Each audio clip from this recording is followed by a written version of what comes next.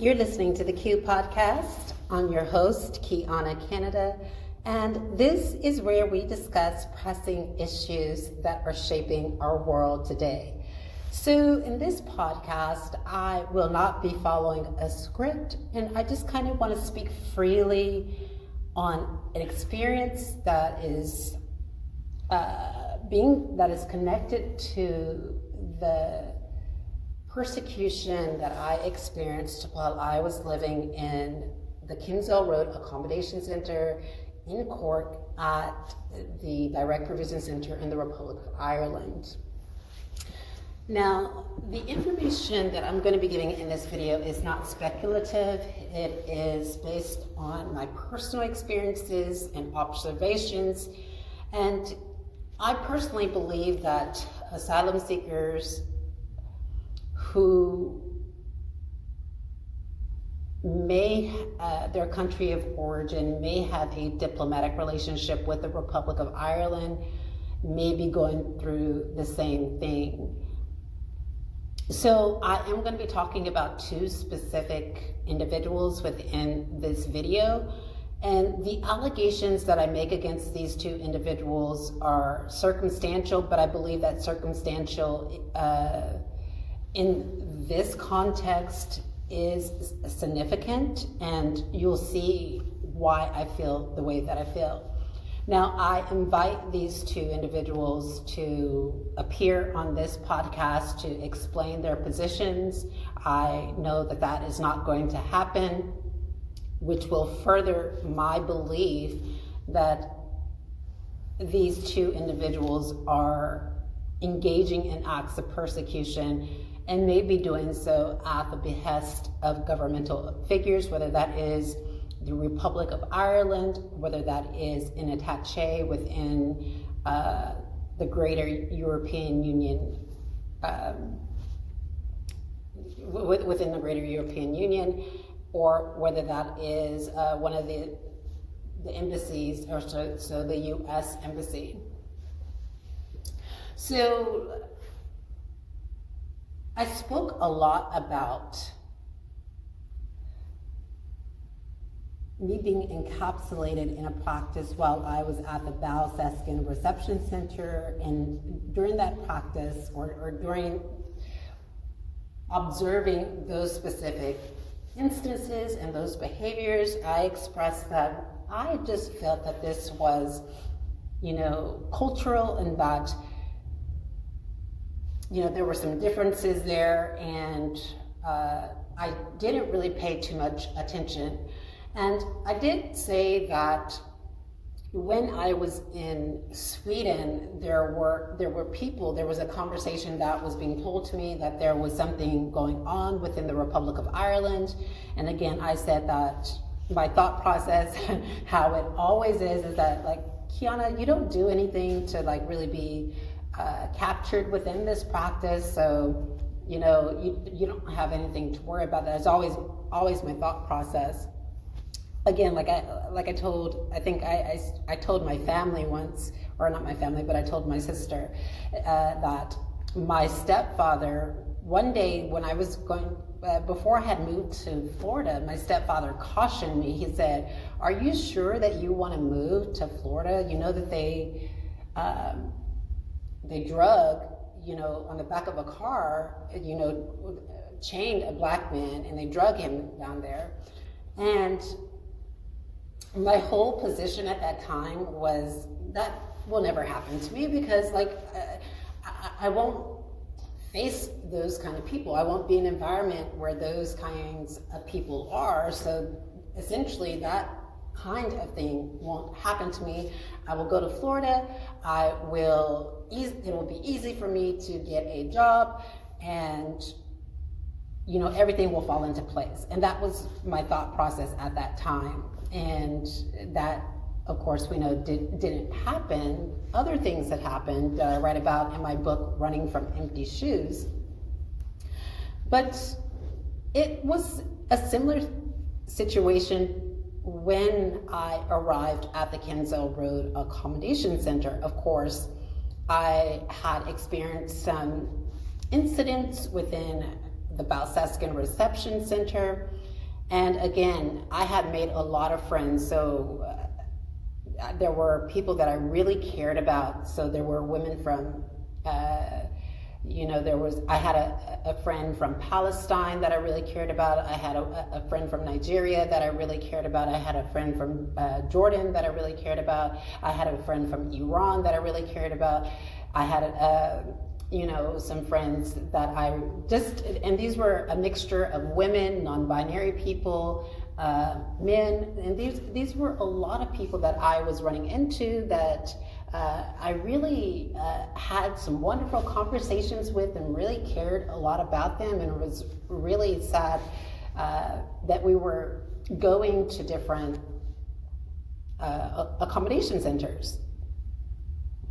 But moving on from that, when I arrived at the Kensal Road Accommodation Center, again, there were practices that were put into place that let me know early on, actually the first day that I had moved into that accommodation center, that there was something a little bit odd about the way that asylum seekers were behaving. So for example, I go into a lot of these examples in videos, and I probably should, and I would refer you to the paper that I wrote called The Shariazation of Ireland's Direct Provision Institution and its Impact on Transgender Asylum Seekers. This is a very thought-provoking paper that is well researched, and my research with this paper is not retaliatory. It was based on what I was experiencing while I was there in the Republic of Ireland, and what I essentially felt was taking place in my observation. So like I said, when I was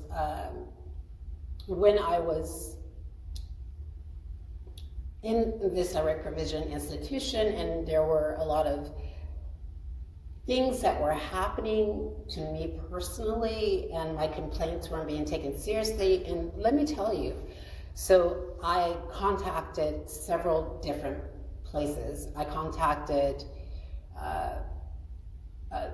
IPAS, which is the International Protection Accommodation Service, which is the first person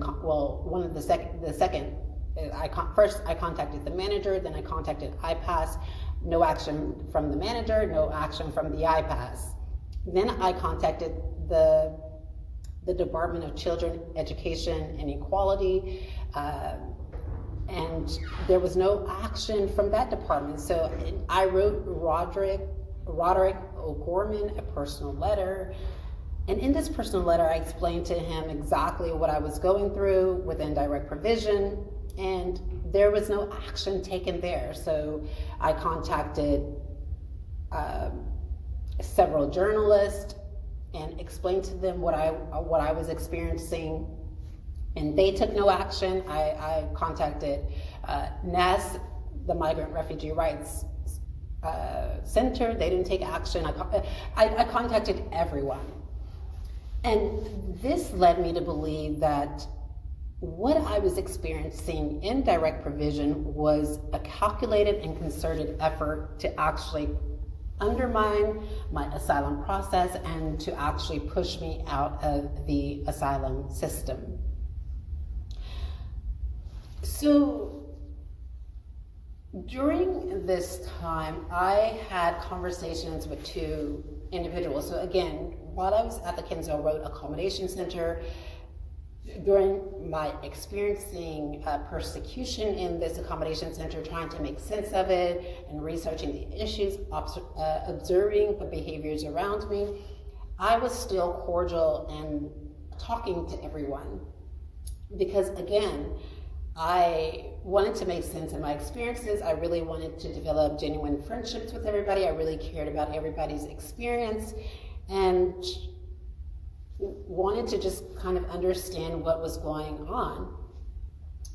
And right around this time, so I think early on, I was introduced to a security guard, And his name was Maurice O'Sullivan. Now, I don't know if that is his real name, and I'll tell you why later, but I'll give you a description of this man, and we'll go from there. So he was a very tall, thin man, and I think he was older than, he said that he was like in his early 30s, but I think that he was actually older. He actually looked older because he was graying, you know, his beard was graying, like super gray, and he was balding at the top of his head, so like he was balding and his hairline was receding like seriously. And he often kept his head shaven, and he was tall, thin, so like I think past 6'4". He had like extremely blue eyes, and yeah, and he worked for Synergy Security Solutions at the Kensal Road Accommodation Center. And while, like he would also, basically how I met this man was one day I was playing snooker at the Kensal Road Accommodation Center, and he just kind of walked up and asked me like, oh, you don't know how to play, and you know, just and jokingly, right? And he had a really good sense of humor. Like, you know, I really appreciated his sense of humor, and we actually spoke very often. And so the conversations that I had with Maurice O'Sullivan were often political in nature. He knew a lot about my country, and I think he knew too much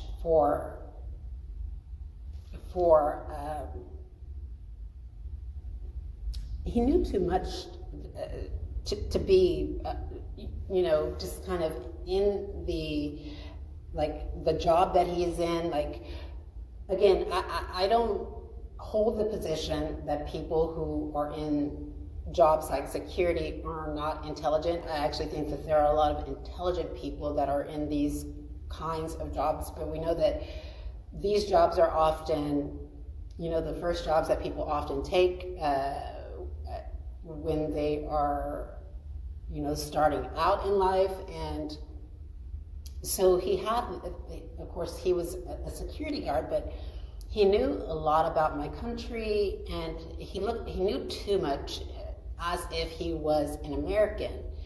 And interestingly, this man would often ask me like questions that I found that listen, they didn't offend me. Like, for example, he would ask me like, you know, a series of questions like, do you believe in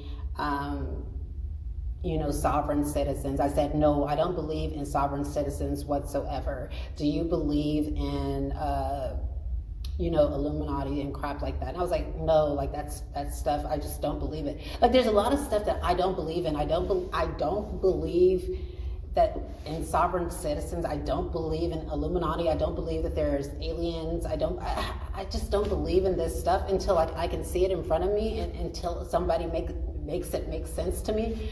There's just a lot of stuff that I don't believe in. I don't believe, you know, just a lot of this stuff that is going around on the internet these days. So again, it seemed like he was probing for information, and early on I got the sense that this was the man that was creating conflict within the asylum community, because again, there were a lot of rumors that were being spread about me within the asylum accommodation, and I would often ask people, okay, like, who is saying this, so I can just go and ask them why. And they would say that the description was a tall guy with glasses, and he's a security guard. That's exactly the description that they gave me. And at that time, when they gave me that description, I'd never ever seen a tall guy with glasses who was a security guard. Like, this was like early on, because he worked the late night shifts, and often I didn't come out late at night. So I never seen this person until one day I seen, again, that day when I was playing snooker, he came into the social room and I seen a tall guy who was a security guard, but he wasn't wearing glasses.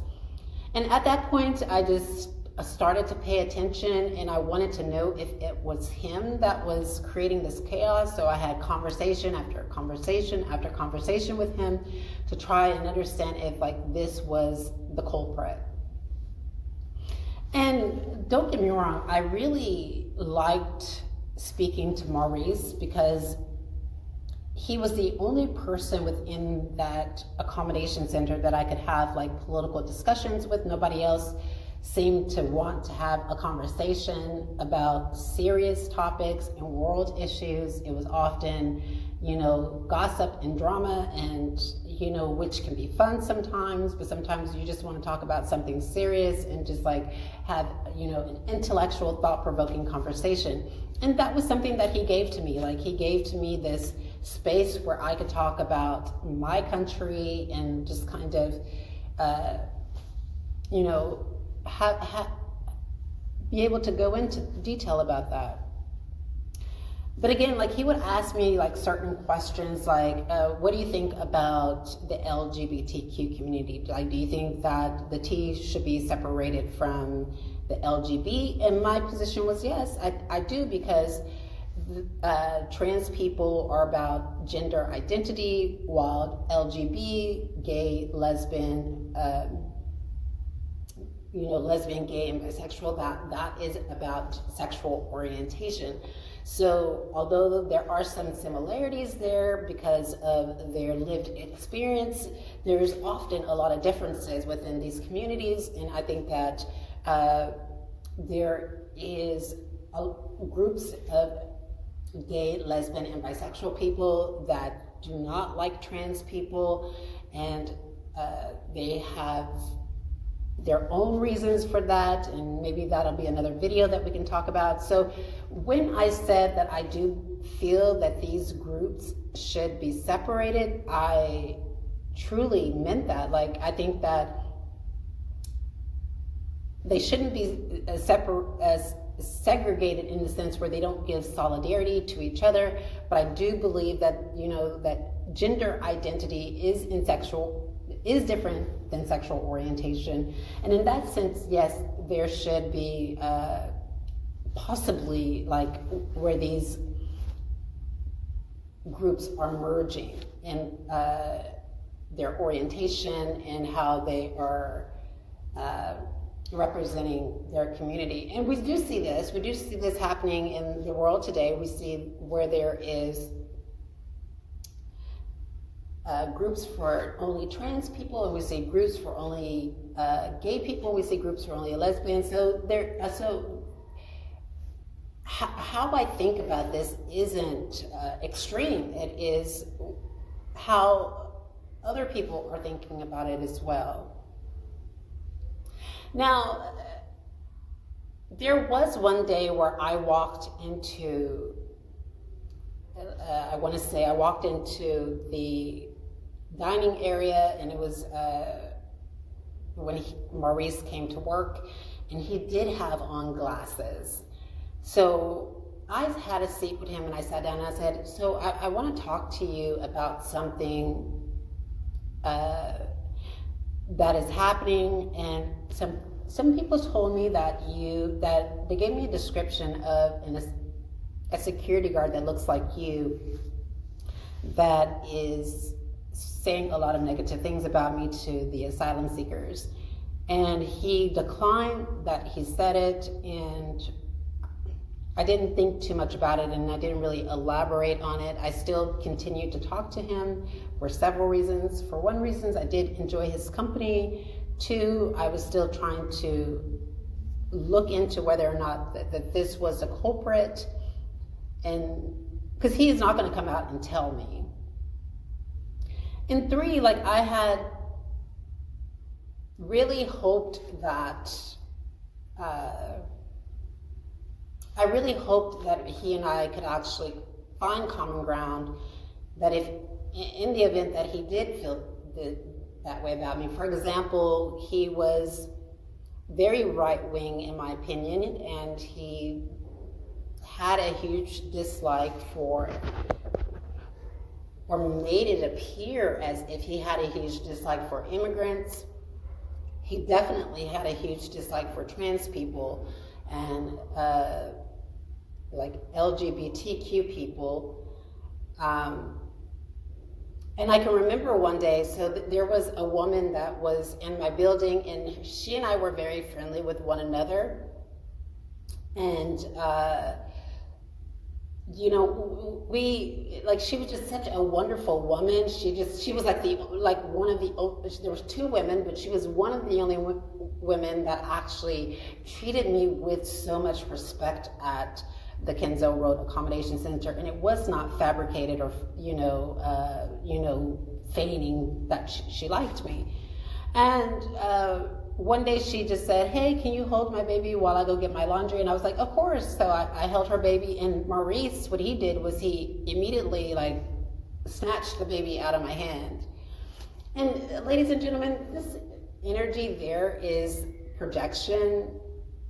You can kind of tell, like, this is like projection, like people who feel that certain individuals should not be holding babies because of their own dirty, malicious, beliefs about those people.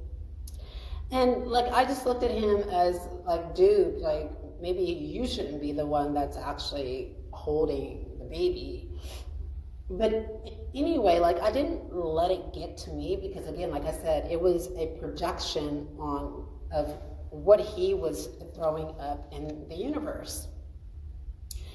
And, excuse me.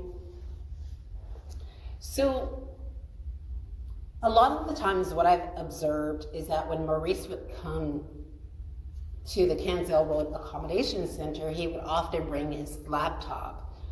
And that means nothing. So people can bring their laptop, they can work on like school, they can work on things. Sometimes it's boring to be a security guard, and sometimes you just want to be able to work on things that you're working on at home. But he would often bring his laptop to the Kenzo Road Accommodation Center, and the time that he had his laptop at the Kenzo Road Accommodation Center was the same time that like my laptop was being accessed, it was being hacked into, and this is just, like I said, this is circumstantial. But again, I feel that this person is a person that is complicit in the traumas and the persecution that I was being subjected to at the Kenzo Road Accommodation Center. Again, for example, I had a USB that came up missing, and a lot of that information off of that USB was being used by asylum seekers at the Kenzo Road Accommodation Center to oppress me and to marginalize me. So what do I mean by that? So I had a USB that came up missing, and I believe that the information from that USB was looked at, copied, and circulated among the asylum community to oppress me because, again, I had some very personal information that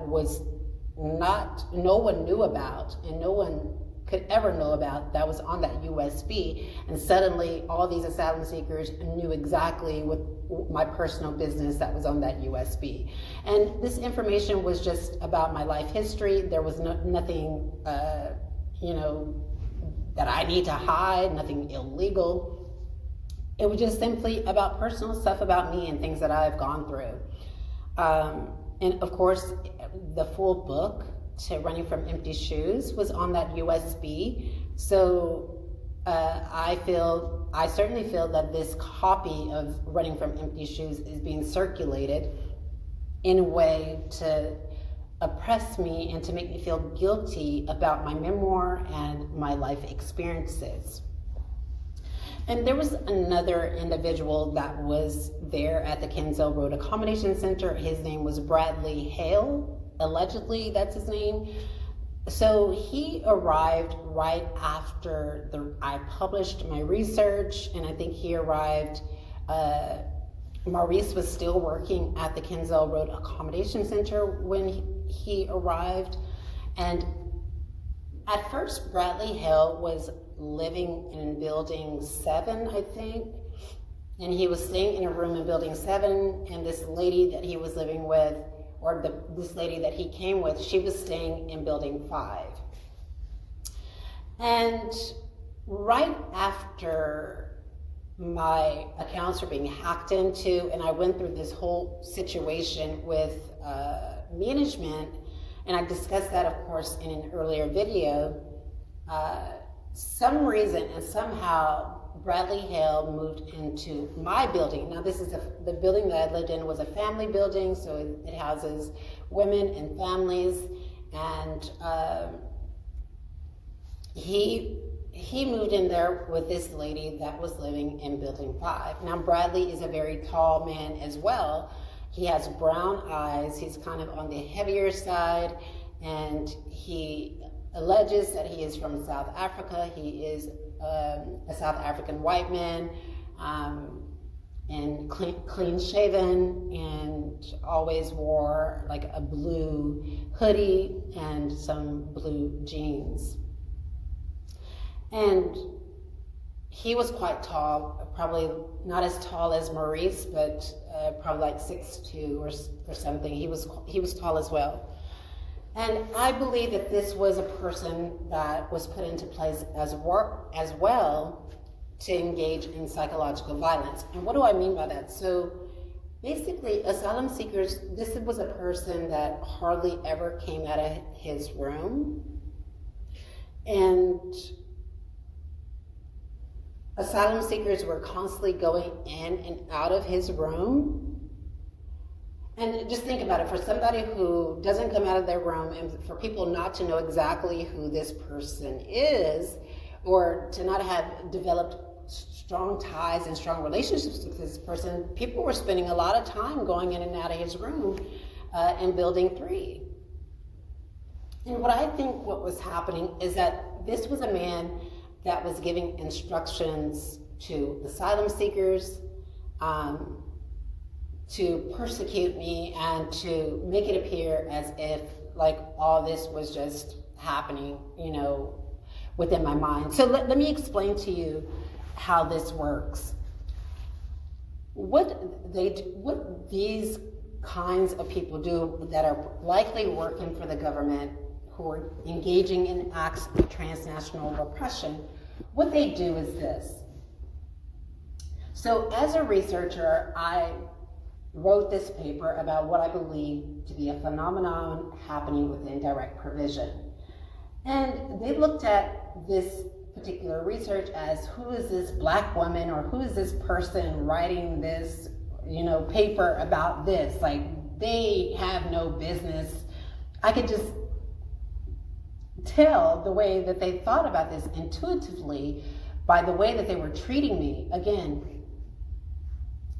And this is what they also did was, when this person, so let me back up. Well, also there was a sense that my research needed to be fact-checked by someone not of my own skin color. My research needed to be fact-checked by somebody with a different skin color within the dominant society. And that's how I was treated, and they never had a conversation with me about it, but intuitively you can feel the microaggressions that was coming from these specific individuals. So exactly what they were doing they were what I had wrote about in my paper.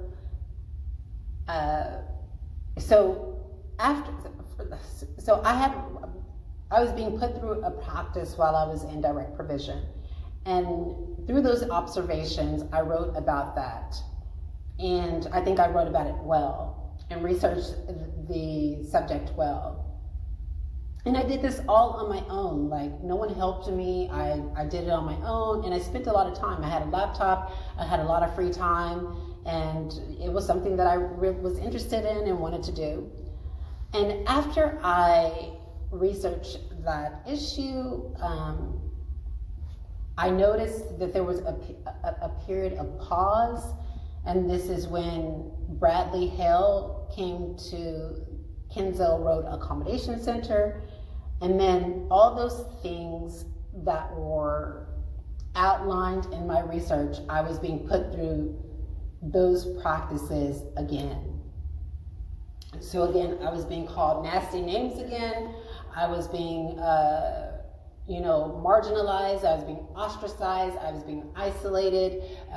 People were getting into my laptop. People were accessing my devices. Like, it was a continuous practice. And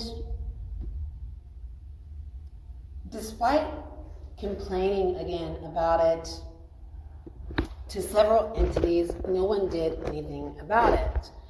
And what was also happening was that they tried to undermine my research in this way. So for example, in my research, I stated that the people that didn't like the LGBTQ community, that felt uncomfortable with being around the LGBTQ community, what should happen is that the Roger or Gorman or IPAS should have a conversation with these people and ask them if they feel uncomfortable with being around the LGBTQ community, and create separate accommodations for them. Create separate spaces for them. And that those people should be moved. And I think that they were doing that, but they were doing it in a way that didn't include me. So for example, they moved, they were doing it in a way that didn't include me, and two, they were doing it in a way that would undermine my research. So for example, they would move Brita Keene, they would move they would move this couple. So there was this asylum seeker couple, they would move them. They would move certain people, and I think it happened like 3 times. But after they moved them, they kept keeping the persecution going. So they kept the cycle of persecution going. And they were instructing asylum seekers and instructing staff and instructing everyone to keep the cycle of persecution going. So what that did, ladies and gentlemen, was it made it seem like my research, one, was pseudo in nature, and that my research, was not good enough. Moving the goalpost exactly is what they were doing. And two, they tried to make it seem like as if I were the person creating the conflict, in a sense to where I should be the person being ejected from the asylum community.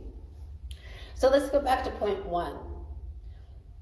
They did not include me. So again, with my research, the research that I was conducting, not at one time did anyone from the Department of Justice, from IPAS, from the Department of Children, from the Department of Justice, Helen McEntee, the Department of Children, Roderick or Gorman, IPAS, the International Protection Accommodation Service. And then I believe that the U.S. Embassy was involved. So you have the U.S. Embassy.